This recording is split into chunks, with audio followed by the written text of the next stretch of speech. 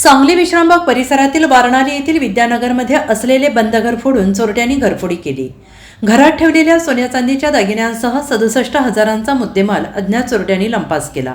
सदर घरफोडीची घटना ही शुक्रवार दिनांक 29 नोव्हेंबर ते बुधवार दिनांक 4 डिसेंबर 2024 या कालावधीत घडली आणि या प्रकरणी हौसाबाई सत्याप्पा कोरवी वय वर्ष 43 राहणार वारणाली यांनी संजयनगर पोलीस ठाण्यात फिर्याद दिली आहे। याबाबत अधिक माहिती अशी की हौसाबाई कोरवी या आपल्या कुटुंबियांसह वारणाली परिसरातील विद्यानगर गल्ली नंबर 2 मध्ये राहतात। कोरवी या शुक्रवार दिनांक 29 नोव्हेंबर ते 4 डिसेंबर या कालावधीत कामानिमित्त बाहेर गेल्या होत्या। यावेळी अज्ञात चोरट्यांनी कोरवी यांच्या बंद घराचे कुलूप तोडून आत प्रवेश केला।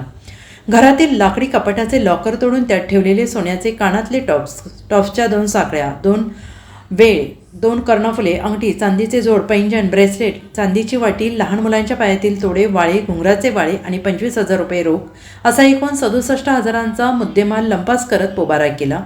बुधवारी सायंकाळी 6 वाजण्याच्या सुमारास कोरवी या घरात परतल्या असता त्यांना घरफोडीची घटना निदर्शनास आली। त्यानंतर त्यांनी संजयनगर पोलीस ठाण्यात फिर्याद दिली। त्यांच्या फिर्यादीवरून पोलिसांनी अज्ञात चोरट्यांविरोधात गुन्हा दाखल केला आहे। Bureau report SBN Marathi, Sangli.